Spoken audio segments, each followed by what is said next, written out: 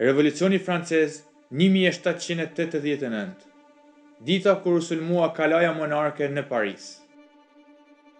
Kjo datë konsiderohet fillimi i revolucionit që rrëzoi monarkinë dhe ndryshoi historinë e Francës.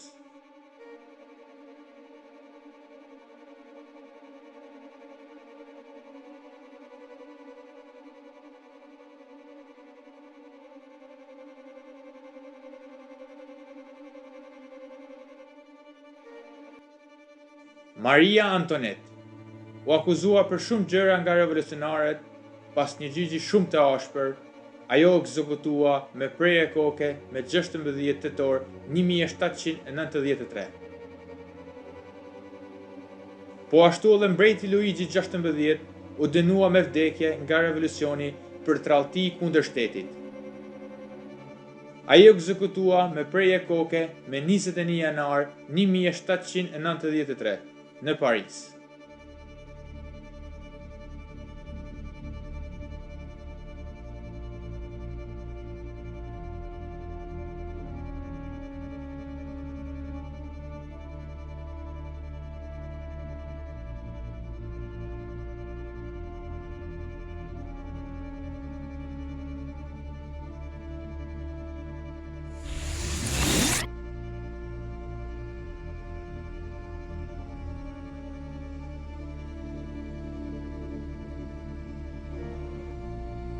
Pas rënies së monarkisë dhe ekzekutimit të mbretit, Franca kaloi disa vite shumë të trazuara. Ishte kohë me kaos, protesta, luftë civile dhe ekonomi të dobët.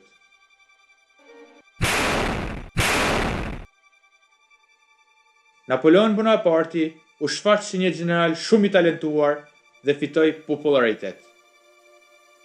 Kur ai mori pushtetin në vitin 1799 me gërë shteti dhe vendosi qetësi dhe rregull në Francë. Pas disa vitesh si udhëheqës i Francës, Napoleoni vendosi të marrë titullin më të lartë. Ajo kurorëzua perandor i francezëve me 2 dhjetor 1804 në katedralen Notre Dame në Paris.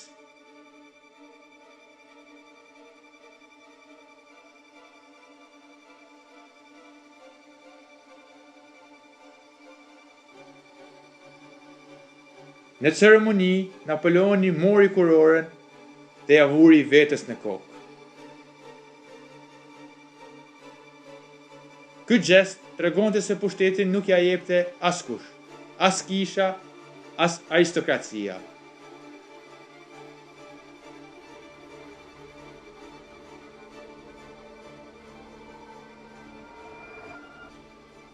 Ky event madhështor, kurorëzimi i Napoleonit, u pikturua nga piktori zyrtar i perandorisë dhe piktori më i rëndësishëm i epokës së Napoleonit dhe artisti kryesor i stilit neoklasik.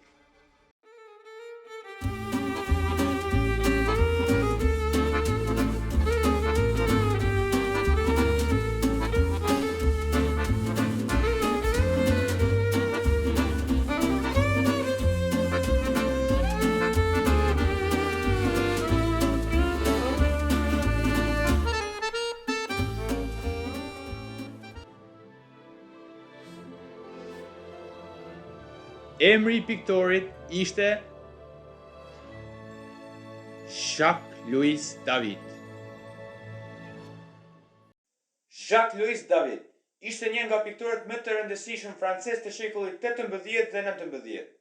Ai konsiderohet si figura kryesore e neoklasicizmit, një lëvizje që ringjall qartësinë, rregullin dhe disiplinën e artit greko-romak në kundërshtim me stilin dekorativ rokoko që e parapriu.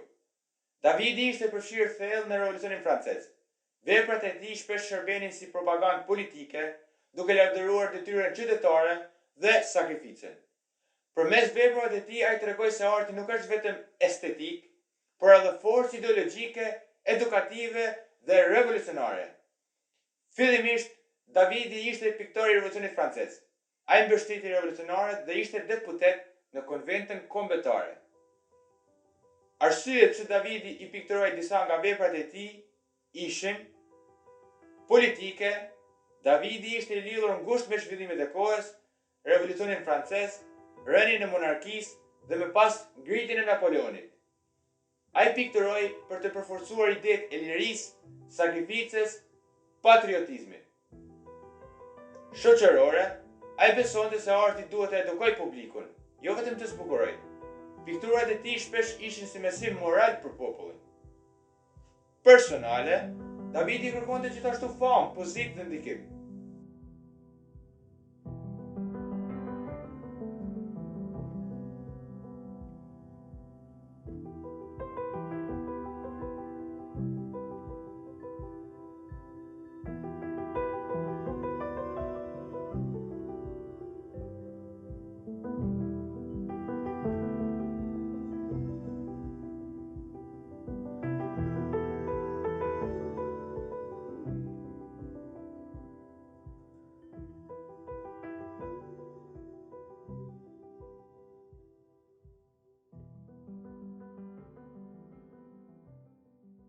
Vdekja e Sokratit është një pikturë me vaj bi kanavac e pikturuar nga Davidi në vitin 1787.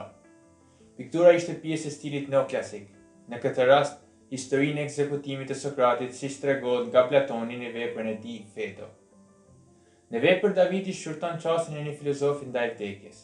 Sokrati është stoik dhe I qetë, sepse e sheh vdekjen si një mbretëri të veçantë, aktuale, një gjendje të ndryshme të qenies nga jeta, por jo një fund të qenies. Në pikturë, gjesti I Sokratit na tregon se ai është ende duke dhënë mësim, madje edhe në momentin para vdekjes së tij. Davidi do të shihet si një njeri që gjithashtu shtrëngohet pas moralit dhe vlerave që përfaqëson Sokrati. Mesazhi në veprën e Davidit është moral klasik. Shumë vepra japin ndjesinë e disiplinës, forcës, nderit dhe detyrës. Vlera që ai shitet si themel të një shoqërie të drejtë.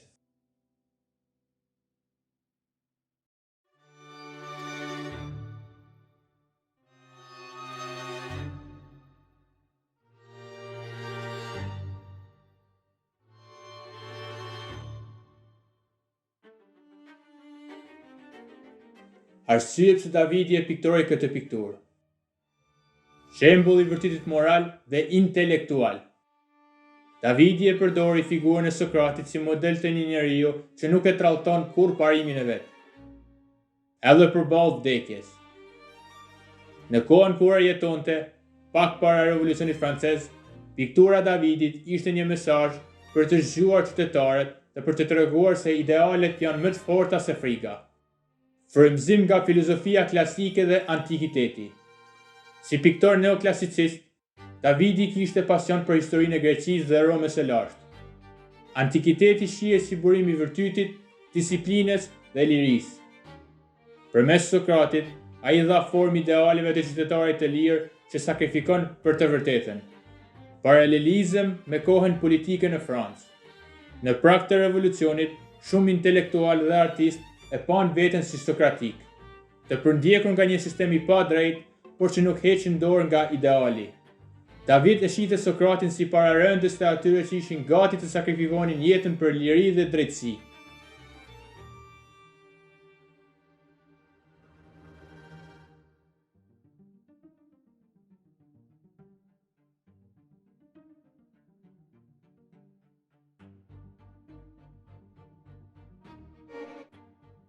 Betimi I Horakëve, piktura në vitin 1784 dhe 1785. Dhe tani është në ekspozit në Louvre në Paris. Piktura përshkruan një skenë nga historia Horakëve dhe Kurjetëve. Një legjendë romake rreth një mosmarrëveshje të shekullit të 7 para Krishtit midis dy qyteteve ndërluftuese, Romës dhe Alba Longës. Tre vëllezërit, të cilët duken të gatshëm të sakrifikojnë jetën e tyre për të mirën e Romës, tregohen duke shtrirë duart drejt babait të tyre I cili u mban shpatat. Piktura u bën një shembull I shkëlqyer I artit neoklasik, ndërsa afroi revolucionit francez, pikturat I referoheshin gjithnjë e më shumë besnikërisë ndaj shtetit se sa familjes apo kishes. E pikturuar 5 vjet para revolucionit, betimi I Horakëve pasqyron tensionet politike të periudhës. Mesazhi I veprës është heroizëm dhe sakrificë. Betimi I Horakëve tregon se individi duhet të sakrifikohet për atë dheun.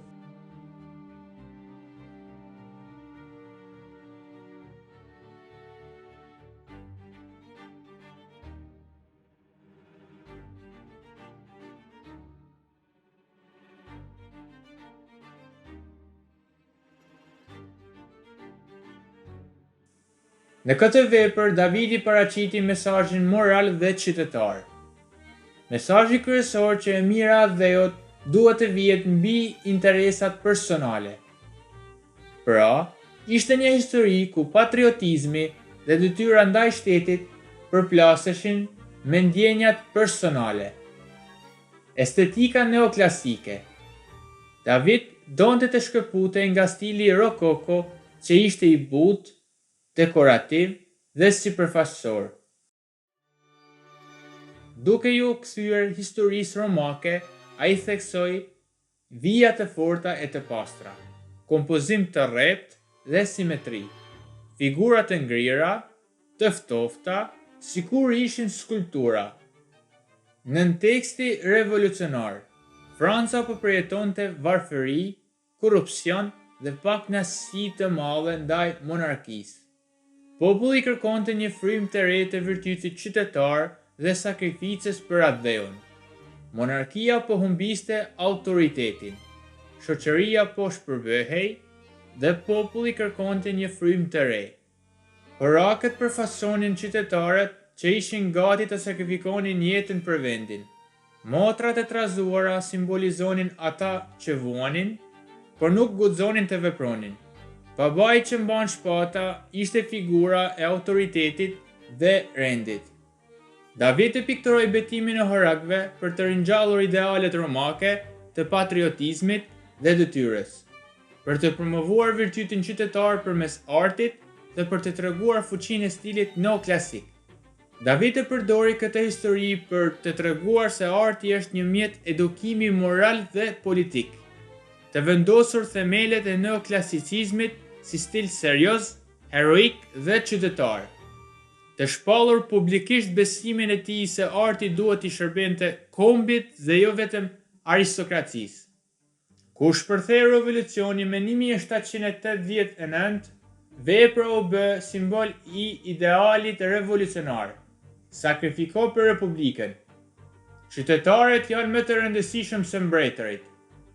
David vetë më pas u bë piktor zyrtar i revolucionit dhe përdori këtë stil për të përhapur idealet republikane. Piktura lidhej me Francën sepse i bënte thirrje popullit francez që, ashtu si horakët, të vendoste atë mbi interesin personal, duke u bërë një paralajmërim moral dhe një frymëzim politik për revolucionin francez.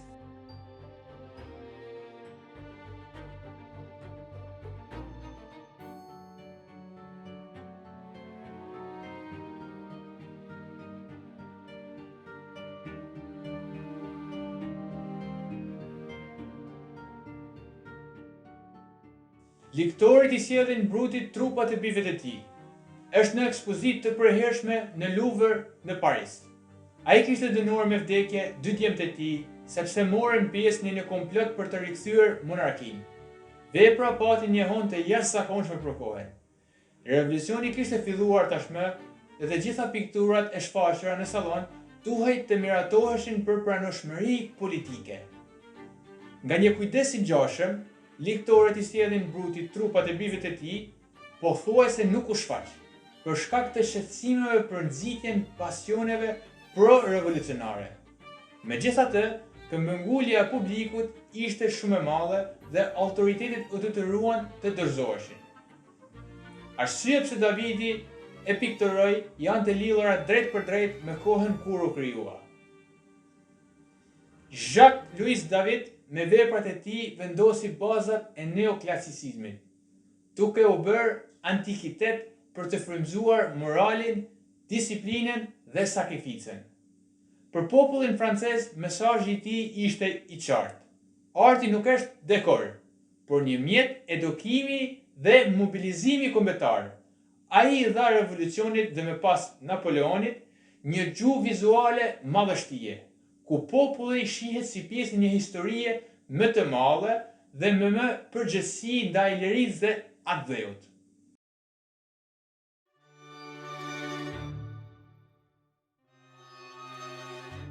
Shembulli i vërtetit republikan. Bruti sakrifikoi ndjenjat si baba për hir të ligjit dhe republikës. Davidi e zgjodhi këtë episod nga Roma e lashtë për të treguar se interesi i shtetit dhe lirisë është mbi interesat personale. Ky mesazh ishte shumë i fortë në prag të revolucionit francez, kur kërkohej shembull heroik për qytetarët. Paralajmërim për revolucionarët francez. Piktura u prezantua në vitin 1789, kur Franca po hynte në një kohë të trazuar. Davidi donte të tregonte se liria kërkon sakrificë të dhimbshme, madje edhe kundër njerëzve më të afërt. Ishte një mënyrë për të thënë revolucionarëve se do të duhet të vendosin idealin e republikës përpara familjes dhe emocioneve. Përdorimi i antikitetit si model. Neoklasicizmi e përdorte Romën e lashtë si burim frymëzimi. Bruti ishte një figurë historike që përfaqësonte fundin e monarkisë dhe lindjen e republikës. Për Francën e vitit 1789, kjo ishte një paralele e qartë me fundin e monarkisë së Luizit të 16. Kontrasti mes arsyes dhe emocioneve. Davidi vendosi Brutin në errësirë, të ftoftë e stoik, ndërsa gratë e familjes janë e dritë, duke vajtuar. Ky kontrast shërben si një mësim vizual. Qytetari ideal duhet të kontrollojë ndjenjat personale dhe të zgjellë detyrën. Mesazh politik dhe edukues. Piktura nuk ishte thjesht art, por propagandë morale dhe politike. Ajo synonte të edukonte shikuesit me idealet e republikës: drejtësi, barazi, sakrificë, atdetari.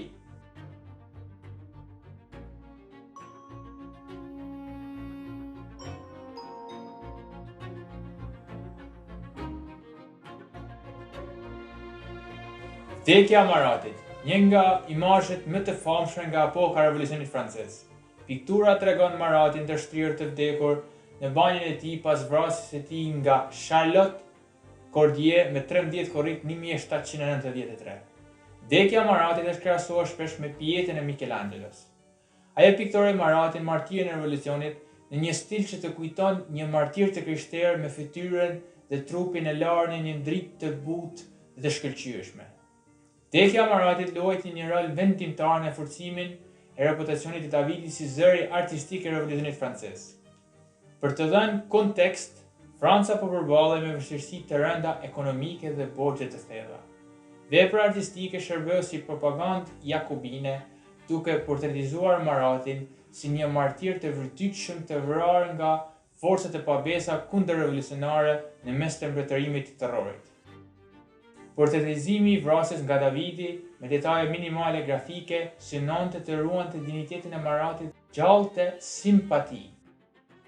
Marat ishte një orator i zgjatë dhe redaktor gazete, i cili përdori zërin dhe butimet e tij për të përhapur bindjet e tij ekstreme politike, shpesh duke i ndezur flake të dhunës kundër kundërshtarëve të tij. Arti në shërbim të revolucionit. David e besonte fuqimisht se arti duhet të ishte në shërbim të shtetit dhe të idealeve politike. Vdekja e Maratit është një shembull i qartë i këtij parimi. Një pikturë që ndërthur realitetin historik me mesazhin moral dhe politik. David e pikturoi vdekjen e Maratit për të krijuar një ikonë politike, një figurë të shenjtë të revolucionit francez. Mesazhi në veprën e Davidit. Martirizim dhe idealizëm. Vdekja e Maratit paraqit revolucionarin si martir të shenjtë. Në thelb, mesazhi i përgjithshëm i Davidit është: arti duhet të shërbejë si mësues i moralit dhe si forcë politike, që frymëzon qytetarët dhe përjetëson herojt. Nga çfarë frymëzohej Davidi? Antikiteti klasik. Ai studionte artin dhe skulpturat romake e greke, prandaj stili i tij quhet neoklasizëm. Arkitektura, veshjet dhe pozat e personazheve shpesh janë të huazuara nga antikiteti. Ngjarjet historike, shumë tablo janë të frymëzuara nga revolucioni francez. Idealet republikane dhe më pas lavdia e Napoleonit. Filozofia e iluminizmit. Idetë e arsyeve, virtytit dhe edukimit qytetar nga mendimtarë si Rousseau e Voltaire e ndikuan shumë.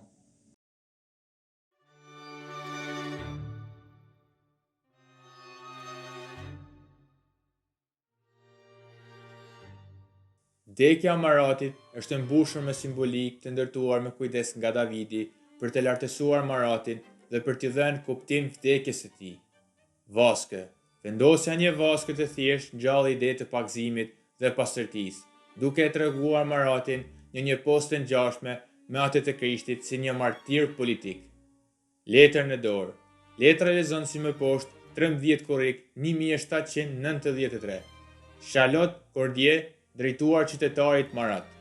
Me që nëse jam i pa kënaqur, kam të drejtë të kërkoj vullnetin tuaj të mirë.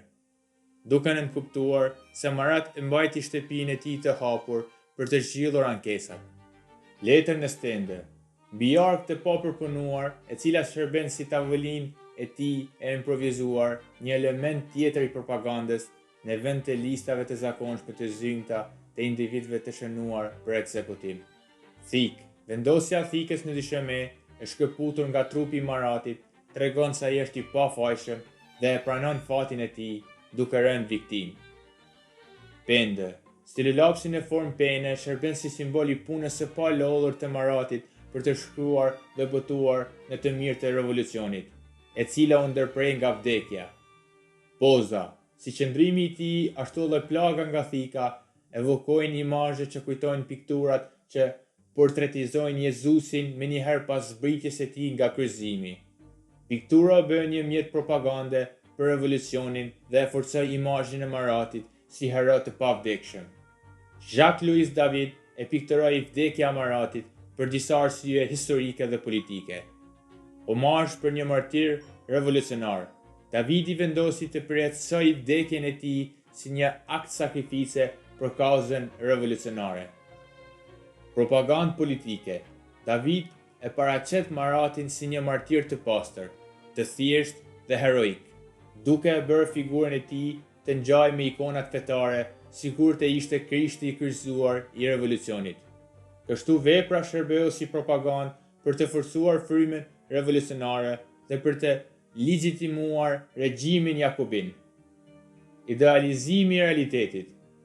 Në realitet, Marati ishte i sëmur, kishte lëkurë të plagosur dhe jetonte në kushte jo të hijshme. David e paraqiti trupin e tij të qetë, të bukur e të pastër, për të ngritur figurën e tij nga një njeri i zakonshëm në një simbol të sakrificës politike.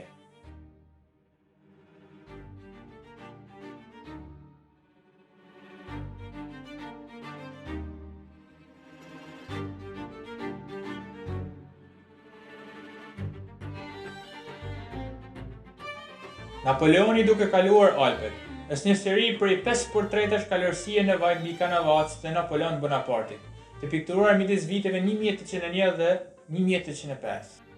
Fillimisht i porositur nga mbreti i Spanjës, kompozimi tregon një pamje fort të idealizuar të kalimit real që Napoleoni dhe ushtria e tij bën përgjatë Alpeve përmes qafës së madhe të Shën Bernardit në maj 1800.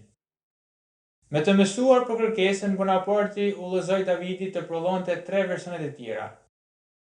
Që nga fillimi, piktura ishte parasë gjithash propagandë dhe Bonaparti i kërkoi Davidit ta portretizonte të qetë të hipur mbi një kalë të zjarrt.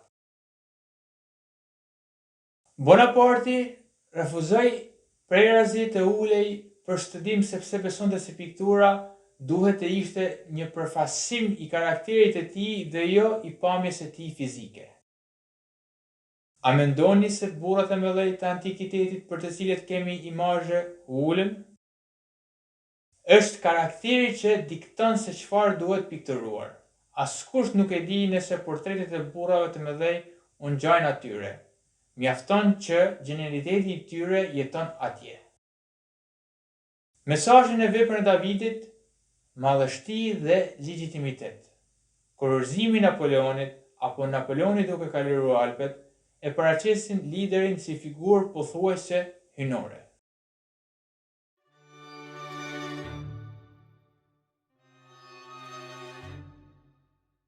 Davidi e pikturoi veprën për porosi politike. Vepra nuk ishte një nismë lire e Davidit, por një porosi e Karlit IV të Spanjës, për t'i adhuruar mbretit të Napolit. Edhe vetë Napoleoni pranoi që të bëhej portreti duke ditur fuqinë propagandistike të artit. Idealizimi i udhëheqësit. Në realitet, Napoleoni kaloi Alpet mbi një mushk e jo mbi një kal heroik, por Davidi nuk donte të tregonte faktin historik, por madhështinë e figurës.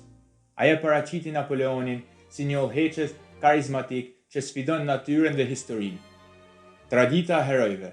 Në shkëmbin ku është shkruar emri i Napoleonit, Davidi vendosi dhe emrat e Hannibalit dhe Karolit të Madh, dy figura historike që kaluan Alpet dhe u bën legjenda.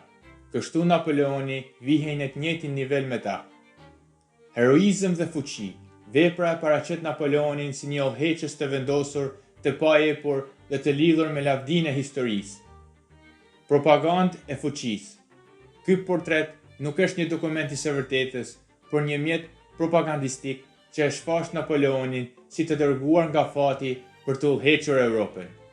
Figura mbinjerëzore, kali ngritur, manteli që valvitet dhe dora që tregon përpara japin ndjesinë se ai nuk thjesht po udhton, por po udhëheq drejt së ardhmës me forcë dhe besim.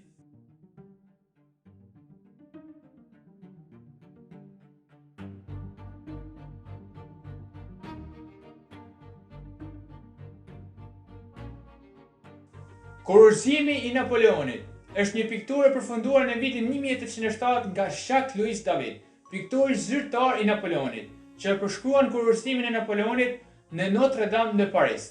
David e pikturoi kurorëzimin e Napoleonit për të shërbyer si një vepër e fuqishme propagande e porositur nga Napoleoni për të përkujtuar kurorëzimin e tij si perandor në 1804 dhe për të vendosur legitimitetin e dinastisë së tij të re perandorake dhe personalitetin si një udhëheqës i madh. Vepra monumentale, një shembull i pikturës historike neoklasike, përshkruan madhështinë e ngjarjes në katedralen Notre Dame. Kur David e pikturoi kurorëzimin e Napoleonit, Franca ishte një vend i jetër për rend, stabilitet. Vepra u bë simboli një epoke të re, nga kaosi revolucionar tek një perandori e fuqishme dhe e lavdishme, ku udhëheqësi merrte legitimitetin nga vetja dhe populli, jo nga tradita e vjetër monarkike. Lidhja e Jacques-Louis David me Napoleonin ishte shumë e fortë dhe vendimtare për karrierën e tij si artist dhe për imazhin publik të perandorit. Napoleon si mit heroik. Napoleoni e përdori artin për propagandë. David ishte mjeshtër i madh i stilit neoklasik, i cili i jepte peshë dhe madhështi figurës së herojit.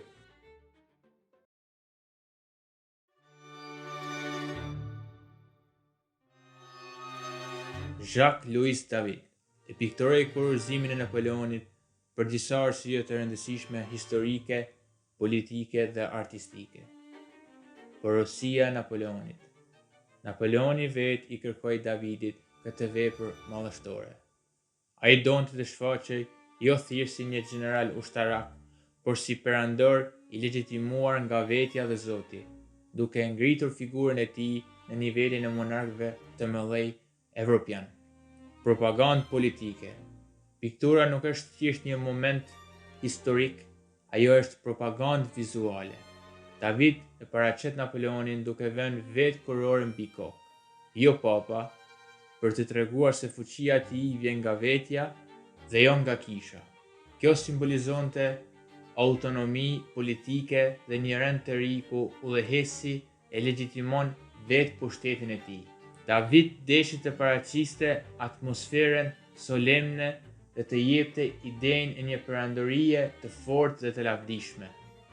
Lidhja me traditën klasike. Si piktor neoklasik, Davidi përdori simetri, kompozim të rreptë dhe elemente klasike për t'i dhënë ngjarjes një karakter të përjetshëm, duke e lidhur figurën e Napoleonit me herojt e lashtësisë dhe me perandorët romak. Roli i Davidit vet.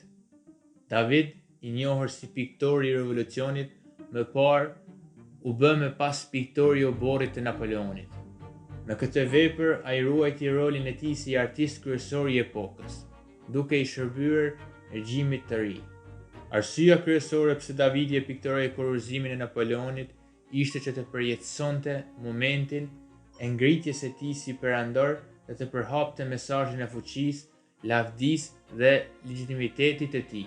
Piktura e Davidit tregonte se më në fund Franca kishte një udhëheqës të fortë dhe të qëndrueshëm, që premtonte stabilitet. Nga Republika tek perëndoria. Napoleoni fillimisht u paraqit si mbrojtës i revolucionit, por kur mori kurorën në 1804, ai krijoi perandorinë franceze. Në pikturë, akti i vet kurorëzimit tregon se ai nuk i nënshtrohet askujt, as kishës, as aristokracisë së vjetër. Ishte mesazh i qartë se rendi i ri i Francës nuk kishte më nevojë për bekimin e papatit. Unifikimi i kombit. Pas dekadash përçarjeje, Napoleoni donte të tregonte se ishte figurë që bashkonte francezët. Në pikturën shfaqen përfaqësues të kishës, të ushtrisë, të popullit dhe vetë familja e tij, për të dhënë idenë e unitetit kombëtar. Ringjallja e lavdisë. Franca revolucionare ishte përballur me luftëra dhe rrezikun e izolimit ndërkombëtar. Piktura e Davidit ishte një deklaratë vizuale se Franca kishte hyrë në një epokë të re lavdie, duke u rikthyer si fuqi e madhe evropiane. Piktor i perandorisë. Napoleoni emëroi Davidin si piktorin e parë të perandorisë. Kjo ishte një pozitë zyrtare që e bënte artistin zëdhënës vizual të pushtetit perandorak. Kryevepra më e famshme është kurorëzimi i Napoleonit, duke dërguar mesazhin se ai është burimi i autoritetit dhe nuk i nënshtrohet askujt, madje as papës. Aleancë artistike dhe politike. David përfitonte mbrojtje, prestigj dhe komisione madhështore. Napoleoni përfitonte një imazh të përjetësuar me dinjitet klasik të krahasueshëm me Cezarin dhe Aleksandrin e Madh. Ishte një aleancë mes pushtetit politik dhe fuqisë së artit. Pas rënies së Napoleonit, kur Napoleoni u mund, Davidi u dënua politikisht për afërsinë e tij me perandorin, më pas u dëbua dhe u largua në Bruksel, ku jetoi deri në fund të jetës. Kjo tregon se lidhja e tij me Napoleonin ishte aq e fortë sa nuk mund ta ndante fatin e vet nga ai i perandorit.